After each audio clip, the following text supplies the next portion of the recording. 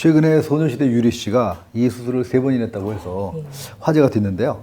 바로 하지 정맥류입니다.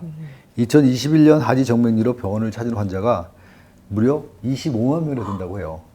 병원에 안 오신 분까지 합치면 정말 많겠죠. 맞아요. 이 생각보다 정말 많은 분들이 이 하지정맥류 때문에 되게 많이 힘들어하신다고 그런 것 같아요. 그랬거든요. 맞아요. 네, 실제로 제 남편도 하지정맥류라고 그래서 그래요? 원장님께 가가지고 아, 그렇구나. 네, 원장님께서 아닙니다 그러셨다고. 그래서 준비했습니다. 아, 그래요? 혈관 영상의학센터 송동섭 원장님과 함께 하지정맥류에 대한 궁금한 모든 것. 근데 첫 번째, 하지 정맥류가 뭔지, 그러니까 이게 혈관이 막 울퉁불퉁하면 하지 정맥류인지 아까 뭐 아니라고 하셨다면서요? 네, 아니라고. 그러니까 하지 정맥류가 도대체 뭔지도 잘 모르겠어요. 네. 병명으로 하지 정맥류라고 되어 있는데요. 하지는 말 그대로 다리를 얘기하는 거고, 정맥, 몸에 있는 정맥을 얘기하는 거고, 정맥류 그럼 정맥이 늘어나 있다라는 그런 형태적인 거를 그렇게 설명을 하는 진단명입니다. 다리에 있는 하지 정맥은 이제 심장에서 동맥을 통해 가지고 발끝까지 피를 보낸 다음에 발끝까지 간 피가 다시 심장으로 돌아가는 길이 바로 하지 정맥이 되는데요.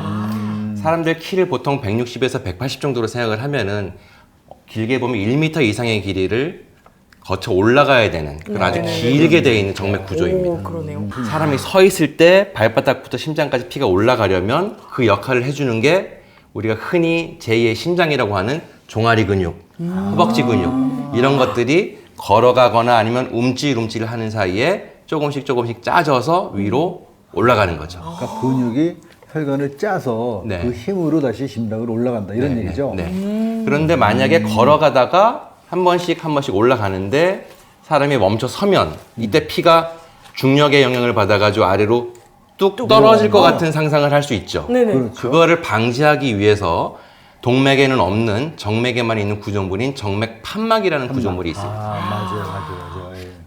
보통 대나무 마디 정도 길이로 설명을 하는데요. 한 뼘에 하나 아니면 한 뼘에 2개 정도 길이로 그 정도 간격마다 판막이 존재를 해서 짜져서 올라가는 정맥혈이 멈춰 섰을 때는 아래로 쏟아지지 않고 그대로 버티게 되는 거죠. 네. 맞아요. 예. 근데 그 상태에서 어떠한 이유에서든 혈관이 약하던 뭐 호르몬의 영향이던 여러 가지 이유로 해가지고 이 혈관이 늘어나거나 아니면 판막이 약해지면 피가 아래로 쏟아지는 일이 발생을 하고 그렇게 되면 피가 아래로 쏠리는 현상 때문에 혈관이 더 늘어나고 꾸불꾸불 뱀처럼 진행을 하고 옆으로 새로운 혈관을 만들어내면서 다리에 혈관이 막 부풀어 오르는 것 같은 변화를 일으킬 수도 있는 그런 것들이 전부 하지정맥류라고 얘기를 하고 있습니다. 굉장히 방대하군요. 네. 주된 증상이 피가 아래로 쏠리는 걸로 인해 가지고 부을 수가 있고요. 부종. 그리고 아파하죠. 통증.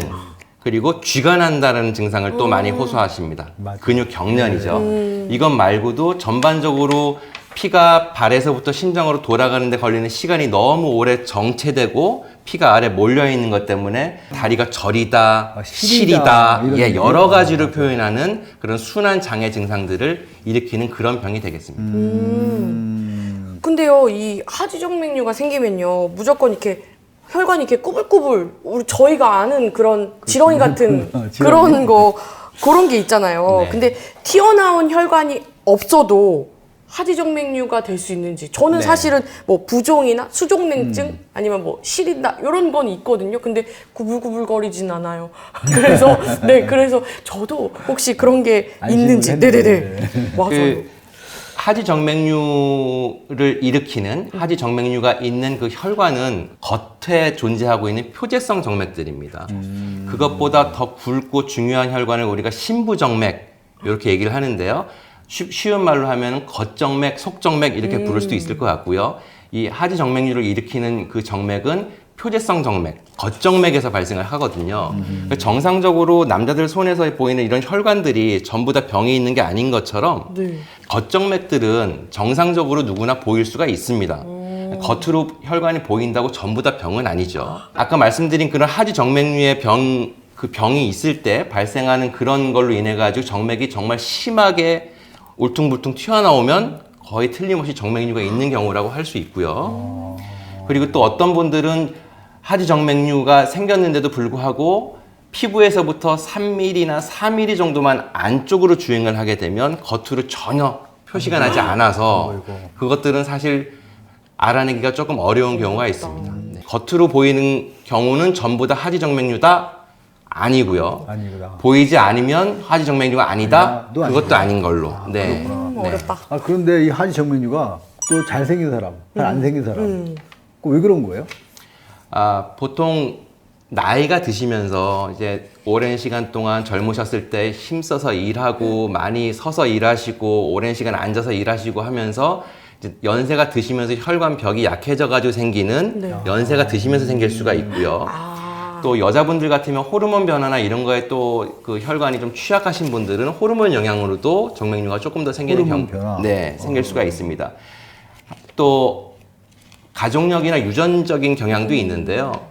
예를 들어서 아버지나 어머니가 한 분이 정맥류가 있다면 만약에 그 자식이 10명이 계시다면 그 중에서 2명이나 3명은 하지정맥류가 생길 가능성이 많고요. 굉장히 높네요, 그러면. 예, 만약에 부모님이 두 분이 다 하지정맥류가 계시다면 10명은 좀 많은가요? 10명의 자녀분들 중에서 5명은 하지정맥류가 있을 많이 확률이 생긴다. 네, 그러면. 네.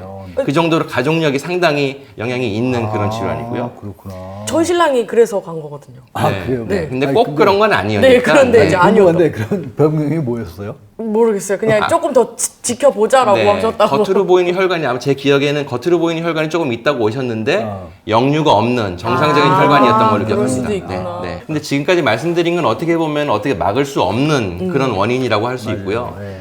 사실 생활 습관이 이 하지정맥류를 일으키는데 많이 기여를 하거든요. 아까 잠깐 말씀드렸던 것처럼 오래 앉아 있거나 오래 서 있는 그런 생활 패턴이나 직업적인 특수성을 가지고 계신 분들이 예를 들어서 음식점에서 요리하시는 셰프님들 아니면은 마트에서 계산하는 그 캐셔분들 이런 식으로 오래 장기간 서 있거나 하신 분들이 또 선생님들이 네, 많아서 네 맞습니다. 꼭 항상 이제 선생님이 나를 때는 네. 하지정맥류 얘기가 꼭 나오더라고요. 네, 그렇구나. 네. 그러실 수 있겠다. 그리고 여자분들 같은 경우에 너무나 타이트한 옷을 입는다거나 부츠를 너무나 타이트한 부츠를 신으면 꽉 끼는 옷이 또 실질적으로 정맥류를 일으킨다고 되어 있습니다. 오히려 더. 네. 그렇구나. 저희 남편도 약간 비스무리하게 나와서 혈관이 나와서 저희가 병원을 가봐 이렇게 했던 거거든요. 네. 그러면 도대체 이제 일상생활에서 불편함은 없지만 미관상 뭔가 슬쩍 나오는 것 같고 이게 계속 신경이 쓰여요. 그럼 언제쯤 병원을 가야 되는 건지 알고 싶어요. 이제 다리에 불편감이 있고 증상도 있으시다면 검사를 받기를 많이 권하고요.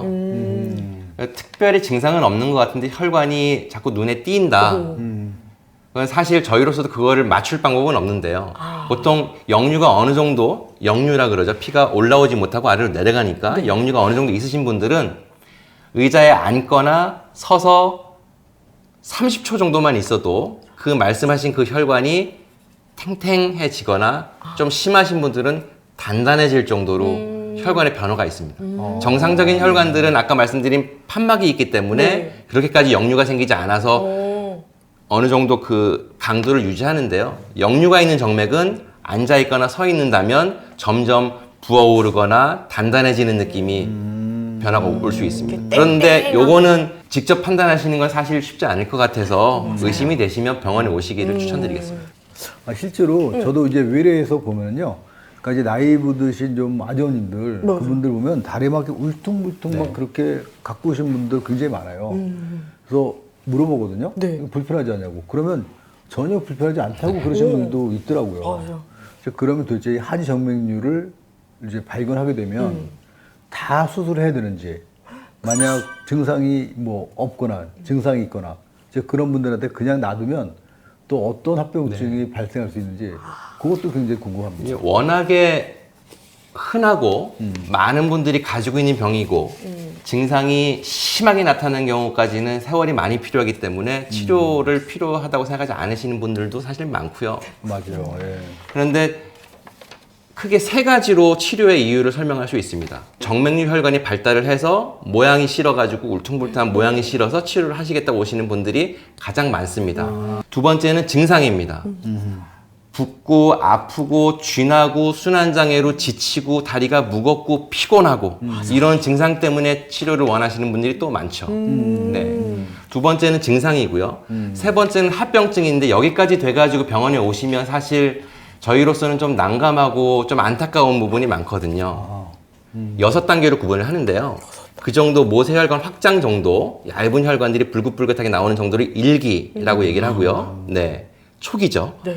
그리고 보통 이렇게 울퉁불퉁하게 나와 있는 혈관이 아무리 많아도 그건 2기로 칩니다. 네, 거기까지 2기고요. 거기까지는 괜찮은데 다리가 오후만 되면 부어가지고 신발을 다시 신을 수가 없다. 여자분들 구두를 신을 수가 없다. 아니면 종아리가 많이 붓는다. 양말 자국이 많이 난다 하시는 분들은 3기입니다. 네, 그것도 하지정맥류의 증상이거든요. 그래도 여기까지는 뭐 어느 정도 괜찮다고 보면은 4기, 5기, 6기는 좀 더 심해지는데요. 보신 적이 있으신 분들도 있겠는데 4기 정도가 되면 다리가 피부 경화, 피부가 두꺼워지고 또 건조해가지고 많은 비늘이 떨어지는 것 같은 그런 피부 건조증이 생기고, 그런 거 있어요? 그리고 피부색이 짙어져가지고 그 울긋불긋한 정도로 어떤 분은 시커멓게 어떤 분은 뭐 보라색이 들 정도로 색소 침착이 심하게 오고 피부염이 오면서 푸석푸석한 저는 환자분들한테 그거를 다리가 사막처럼 변했습니다 이렇게 말씀을 드리는데 네, 요게 4기입니다. 더 심해지면 이제 피부염이나 이런 것 때문에 긁거나 혈액순환이 안 돼가지고 상처가 생기면은 잘 낫지 않는 상태가 되는 거. 그게 5기고요. 6기는 아주 깊이 꼭 마치 욕창이 생긴 것처럼 그 발목 위나 뭐 정강이 부분에 심한 피부 궤양이 생기는 것들.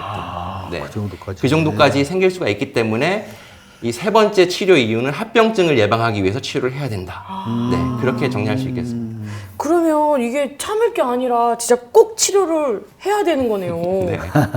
그럼 이제 이거를 어떻게 치료를 해야 되는지 이제 저는 좀 궁금해지기 시작했거든요. 자, 잠깐 그건 다음 시간에.